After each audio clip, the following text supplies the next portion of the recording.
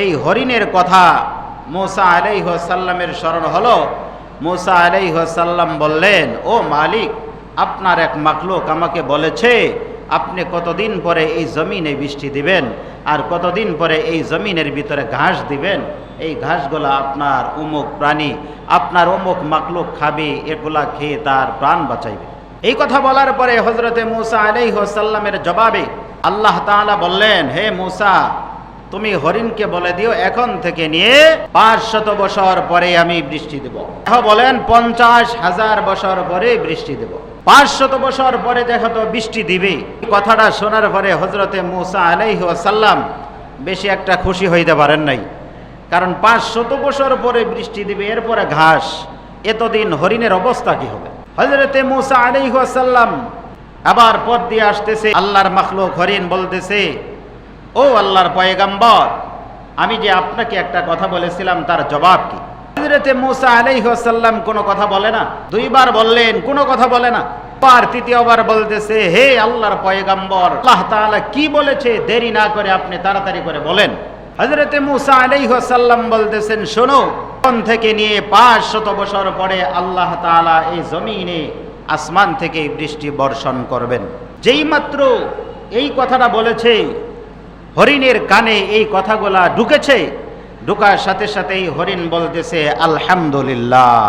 হরিণ যেই মাত্র আলহামদুলিল্লাহ বলেছে, আল্লাহ তাআলা সাথে সাথে বৃষ্টি দিয়েছে। সুবহানাল্লাহ, আলহামদুলিল্লাহ।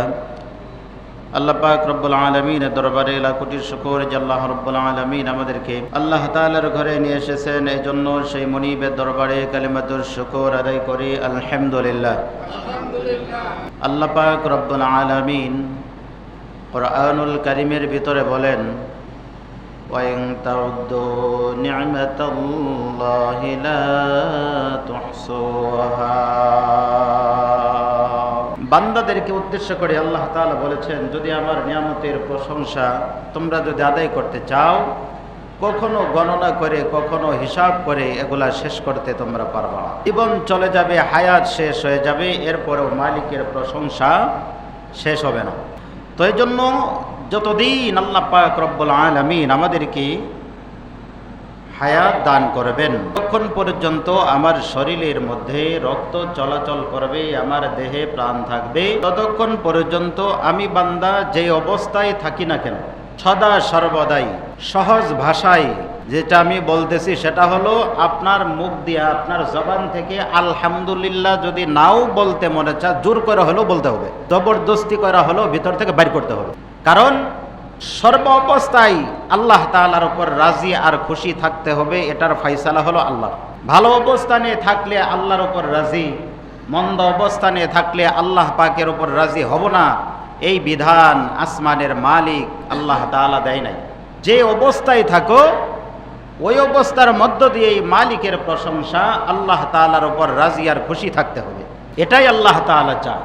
হযরতে মূসা আলাইহিস সালাম তাকে একটা হরিণ বলেছিল, হে আল্লাহর পয়গম্বর মূসা, আপনি তো আল্লাহ তাআলার কাছে কথা বলার জন্য যাইতেছেন, আমি তো আল্লাহ তাআলার একটা মাখলুক, অনেকদিন যাবৎ বৃষ্টি নাই, গাছ যেগুলো ছিল সব মরে গেছে, নষ্ট হয়ে গেছে, আমরা কি খাবো? আল্লাহ তাআলাকে জিজ্ঞাসা করবেন আসমান থেকে কতদিন পরে আল্লাহ তাআলা রহমতের বৃষ্টি বর্ষণ করবেন। এই কথাটা আল্লাহ তাআলার কাছে জেনে আমাকে বলবেন। হযরত মূসা আলাইহিস সালামের কথা শেষ হওয়ার পরে এই হরিণের কথা মূসা আলাইহিস সালামের স্মরণ হলো।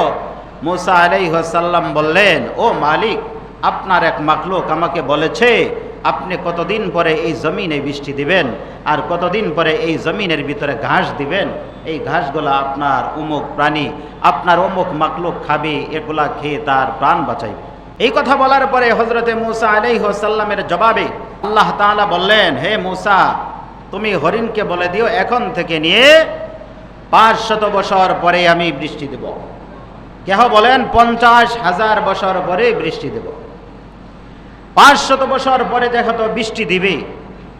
এই কথাটা শোনার পরে হযরতে মূসা আলাইহিস সালাম বেশি একটা খুশি হইতে পারেন নাই, কারণ 500 বছর পরে বৃষ্টি দিবে, এরপরে ঘাস, এতদিন হরিণের অবস্থা কি হবে। হযরতে মূসা আলাইহিস সালাম আবার পথ দিয়ে আসতেছে, আল্লাহর মাখলুক হরিণ বলতেছে, ও আল্লাহর পয়গম্বর, আমি যে আপনাকে একটা কথা বলেছিলাম তার জবাব কি? হযরতে মূসা আলাইহিস সালাম কোনো কথা বলে না। দুইবার বললেন, কোনো কথা বলে না। আবার তৃতীয়বার বলতেছে, হে আল্লাহর পয়গম্বর, আল্লাহ তাআলা কি বলেছে দেরি না করে আপনি তাড়াতাড়ি করে বলেন। হযরতে মূসা আলাইহিস সালাম বলতেছেন, শোনো, এখন থেকে নিয়ে 500 বছর পরে আল্লাহ তাআলা এই জমিনে আসমান থেকে বৃষ্টি বর্ষণ করবেন। যেই মাত্র এই কথাটা বলেছে, হরিণের কানে এই কথাগুলা ঢুকেছে, ঢুকার সাথে সাথেই হরিণ বলতেছে আলহামদুলিল্লাহ। হরিণ যেই মাত্র আলহামদুলিল্লাহ বলেছে, আল্লাহ তাআলা সাথে সাথে বৃষ্টি দিয়েছে। সুবহানাল্লাহ। হযরতে মূসা নবী বাড়ির দিকে রওনা হয়েছিলেন, কিন্তু যেই মাত্র সাথে সাথে আল্লাহ পাক বৃষ্টি দিয়েছে। আবার হযরতে মূসা বাড়ির দিকে না গিয়া আবার তুর পাহাড়ের দিকে রওনা করলো। হযরতে মূসা আলাইহিস সালামের চিন্তা হলো যে আরশের মালিক আল্লাহ আমাকে বলল একদিন নয়, 2 দিন নয়, 500 বছর পরে বৃষ্টি দিবে। ওই মালিক একদিনও তো যাই নাই, 1 ঘন্টা অতিবাহিত হয় নাই, এরই মাঝে কিভাবে আল্লাহ তাআলা এই জমিনের ভিতরে রহমতের বৃষ্টি বর্ষণ করলো। আবার হযরতে মূসা আলাইহিস সালাম আল্লাহকে জিজ্ঞাসা করে, ও আরশের মালিক আল্লাহ, আপনি না বললেন কিছুক্ষণ আগে 500 বছর পরে বৃষ্টি আপনি দিবেন? এখন দেখি একদিন অতিবাহিত হয় নাই, তার আগেই বৃষ্টি আপনি দিলেন, কারণটা কি, ব্যাপারটা কি বলেন?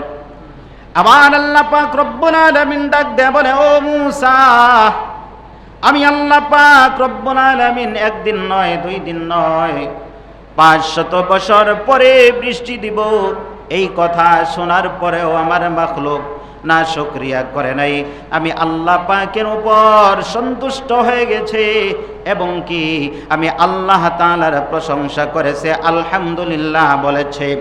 ও মূসা, ওই হরিণের জবান থেকে যেই মাত্র আলহামদুলিল্লাহর আওয়াজ আমি পেয়েছি, আমি আল্লাহ তাআলা খুশি হইয়া বৃষ্টি দিতে আর বিলম্ব করতে পারি নাই। এ কারণে আমি আল্লাহ তাআলা সাথে সাথে আসমান থেকে বৃষ্টি বর্ষণ করে দিয়েছি। সুবহানাল্লাহ। এজন্য সর্ব অবস্থায় মালিকের প্রশংসা করতে হবে, সুখে থাকো আর দুঃখে থাকো, যে অবস্থাতেই থাকো না কেন আল্লাহ তাআলার শুকর আদায় করতে হবে।